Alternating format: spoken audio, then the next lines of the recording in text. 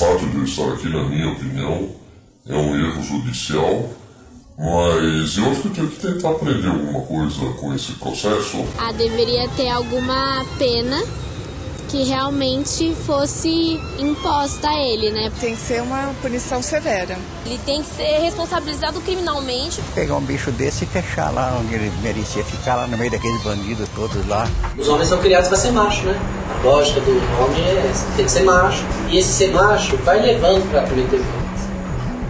Porque é assim que ele prova que é macho. E muitas vezes esse agressor, ele acredita que é só o homem que manda, o homem bate para punir.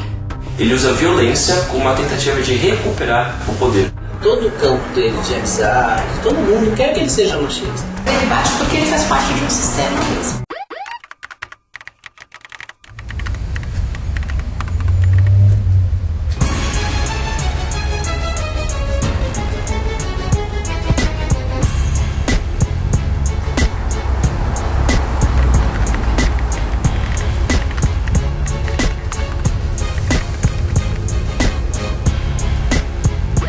Mas todo mundo que passa pelo sistema prisional volta.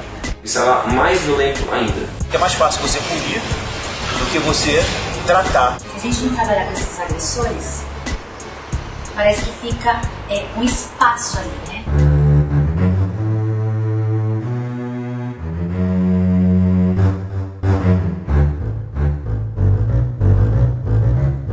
Eu lembro direitinho, no sábado eu cheguei do trabalho com um soco que ele me deu no rosto. Esse dia foi a gota d'água. Eu juntei meus dois filhos e saímos com a roupa do corpo.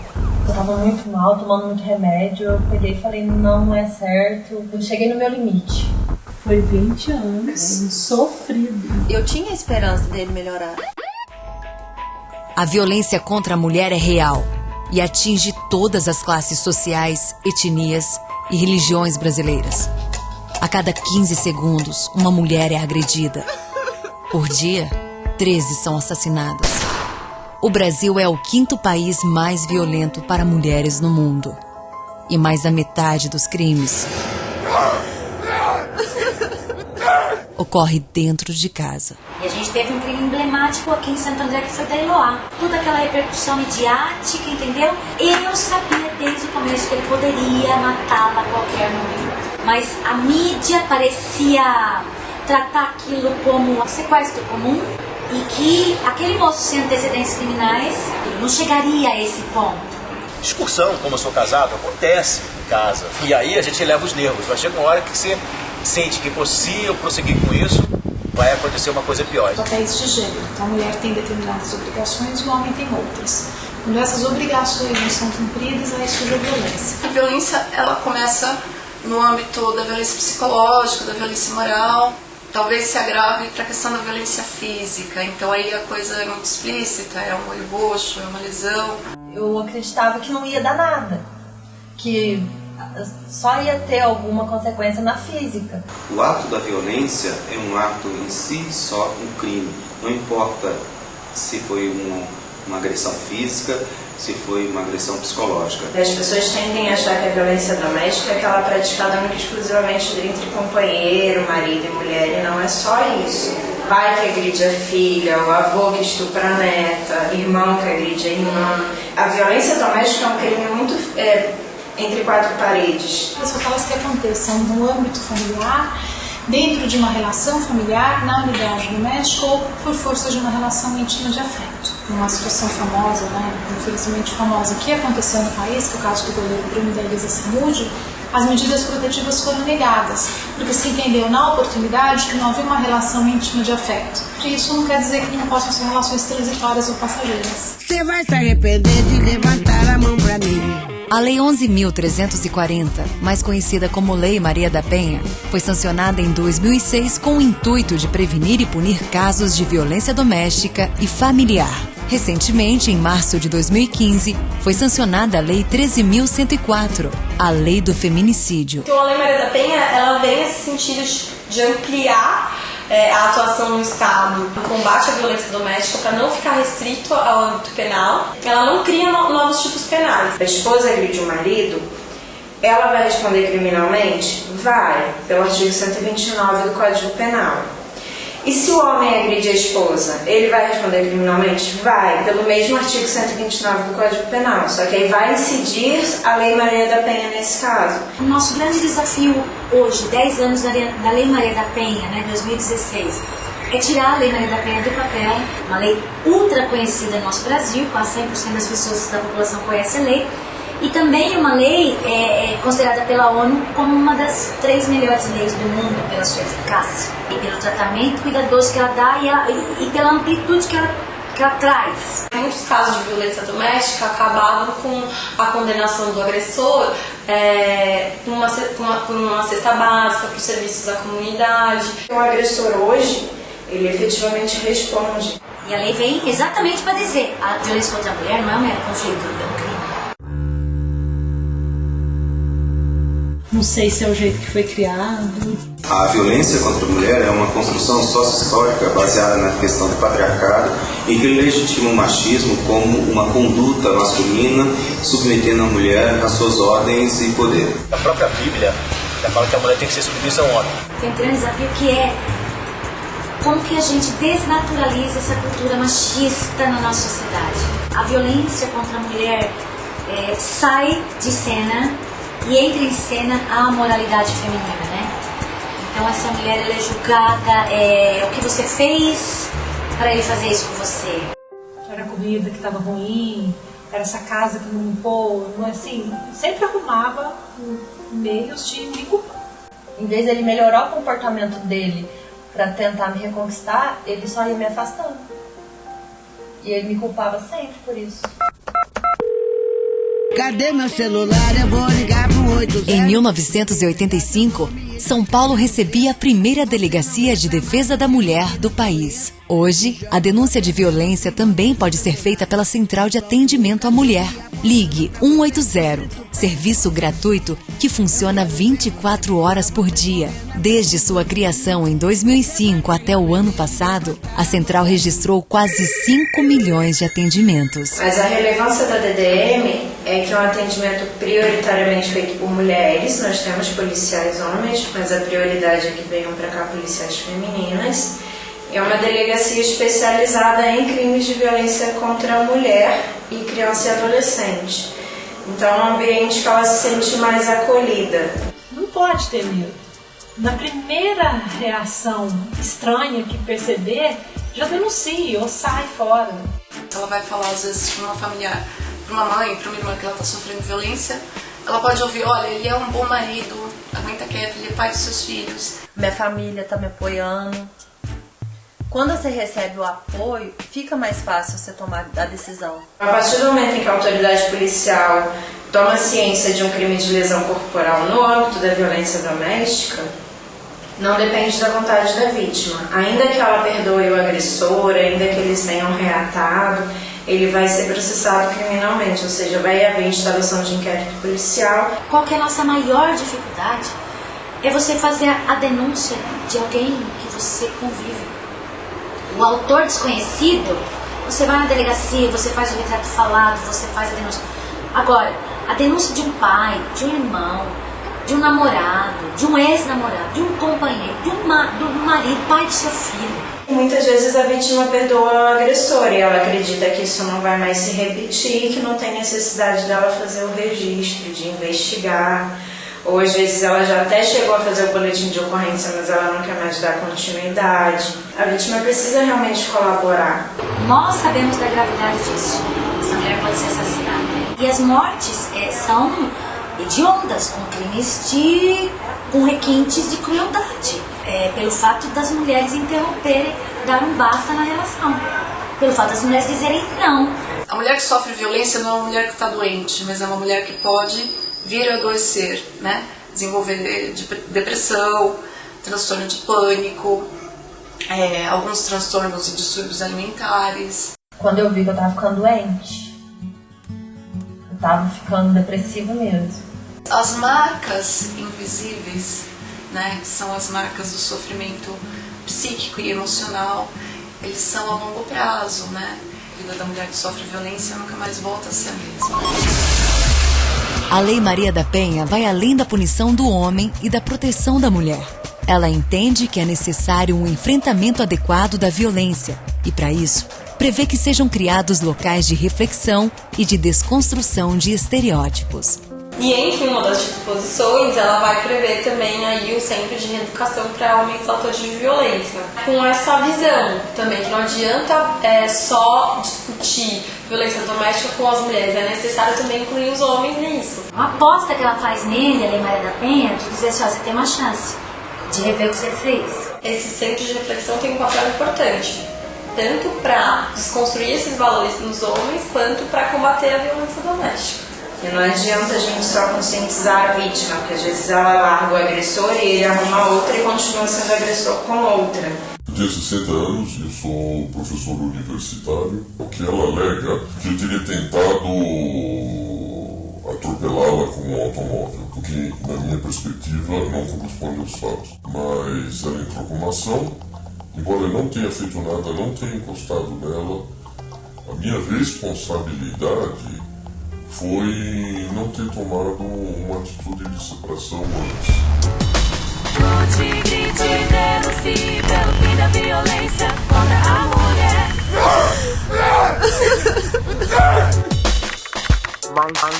Mais de 1/3 de todas as mulheres do mundo são vítimas de agressões físicas ou sexuais. O principal objetivo do trabalho é responsabilizar os homens pelos atos que ele cometeu contra a sua companheira ou contra outra qualquer mulher. Quando ele passa por esse processo de formação, de socioeducativo, é uma reforma mesmo, daquilo de desorganizar tudo que ele aprendeu do que é ser homem. Quando a gente aprende a ter um determinado tipo de comportamento, a gente segue aquele determinado tipo de comportamento até que alguém vem e conte. Não é assim que se faz, né? A gente tem que se relacionar de uma maneira diferente. Impedir era o medo. Medo de algum dia, se fizesse alguma coisa com ele, depois voltar e ser pior. A juíza convoca vários homens que foram autuados pela Lei Maria da Penha, numa reunião bastante grande. Ela vai e fala, nos apresenta, o defensor público fala e nós nos apresentamos, falamos um pouco do nosso trabalho. Não é obrigatório, você pode participar ou não do nosso grupo, mas a juíza deixa claro assim, a participação do grupo pode vir a ser um atenuante da pena caso ele venha a ser condenado. Nós não ganhamos nada, não é voluntário, a gente faz por militância, porque a gente acredita, a gente vê resultado, a gente acha que é bacana e a gente gosta, inclusive. É um grupo socioeducativo e reflexivo para homens que foram condenados pela Lei Maria da Penha. Então a gente estabeleceu uma parceria com a juíza da comarca aqui de Santo André, que é uma pessoa muito sensível para essa causa, a doutora Tereza Cristina, e fizemos uma parceria com a Central de Penas e Medidas Alternativas, que é um serviço do Estado, e a Secretaria de Política para Mulheres aqui da Prefeitura.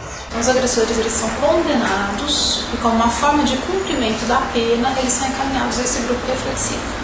Não é voluntário, é obrigatório. Não existe política pública hoje que tenha esse desenho. Tem outras iniciativas, sim, mas são poucas ainda, e diretamente do poder local junto ao Fórum de Justiça. Tanto o Centro Coletivo Feminista quanto o de Santo André, eles servem para justamente ser um local de referência onde o juizado pode encaminhar esses homens. E eles nos chegam muito revoltados conosco, com a Prefeitura, com a Maria da Penha, com a Secretaria da Mulher, com a mulher que fez aquilo para ele. É que normalmente os agressores não se entendem como agressores, eles se entendem como vítima da situação. Eu digo que eu sou inocente, mas eu acho que 99,99% das pessoas sempre dizem que são inocentes. Não é uma terapia, é um processo de reeducação, de ressocialização. É uma questão de machismo, não é uma questão de doença. O machismo não é doença, o machismo é uma questão que se aprende e que se perpetua historicamente. Isso é um fenômeno social, é uma questão social. Muitas pessoas associam essa violência ao alcoolismo, drogadição ou alguma necessidade de tratamento terapêutico ou psicológico. O álcool pode até ser um vetor, pode intensificar, mas não é ele que determina o exercício da violência. São 16 encontros que se passam aqui, uma vez por semana, toda segunda-feira, das 18 às 20 horas. E o nosso combinado com ele é que ele tem que participar de 20 encontros. O grupo acontece às quartas-feiras, das 18 às 20. Para cada dia dos 20 encontros, a gente tem um tema e uma dinâmica para fazer com ele. Então lá ele vai aprender o que é a Lei Maria da Penha, ele vai aprender o que é o movimento feminista. Ele vai aprender sobre os direitos da mulher, sobre a luta das mulheres. O que é ser homem, né? Principalmente no mundo de hoje. Como é que eu posso continuar a ser homem sem ser agressivo, sem ser violento, sem partir para esse tipo de atuação, né? Sem querer ser o dominador das pessoas. Os homens que participam do grupo, teoricamente, são réus primários, ou seja, não têm os problemas com a lei. São homens de crimes, entre aspas, leves perante a lei, no sentido que nenhuma tentativa de homicídio ou violência sexual. Ameaças, lesões corporais leves, empurrões, a violência psicológica. Se tiver essa oportunidade da pena alternativa, porque é a primeira vez, uma nova condenação, deixa de fechar. Um deles uma vez me falou, e eu nunca vou esquecer, se ela não tivesse tido coragem de me denunciar, eu teria matado ela e a mãe dela. E eu não sou um bandido. Mas o machismo faz de mim um assassino.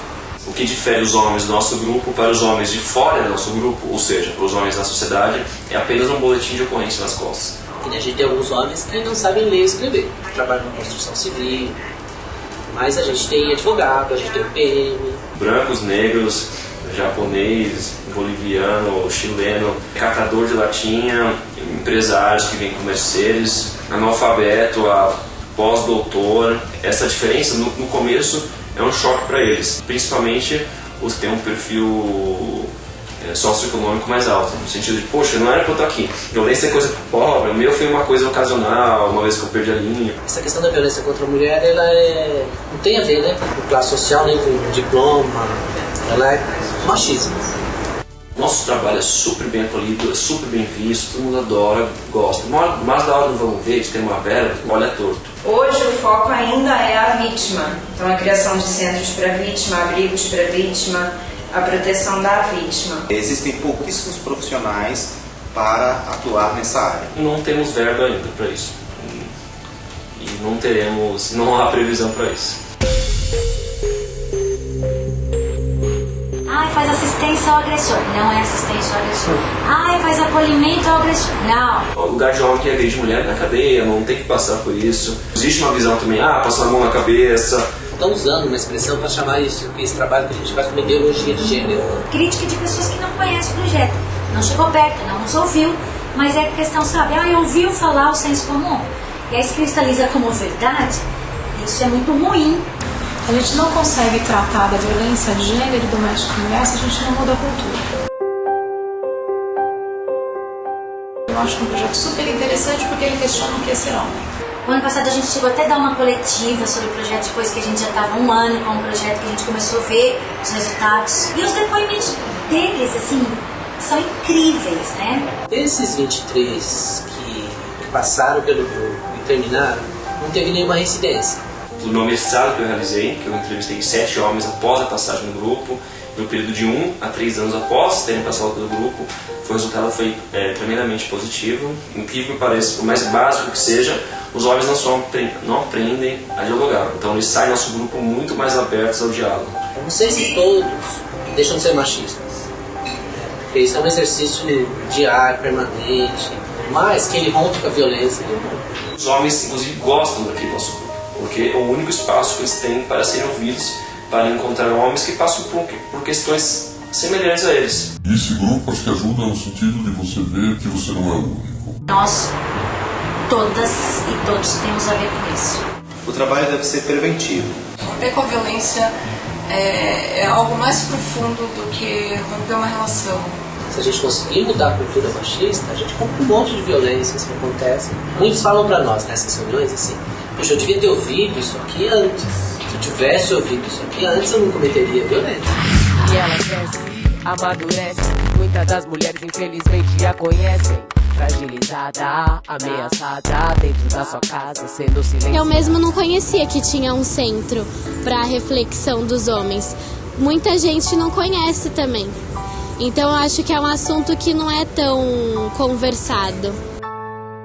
Não sabia, eu sei de comparação para pessoas drogadas ou com problemas alcoólicos, mas para violência não, nunca ouvi falar. É uma ideia bem legal. Eu solto o cachorro e apontando pra você, eu grito pex. Eu quero ver você pular, você correr.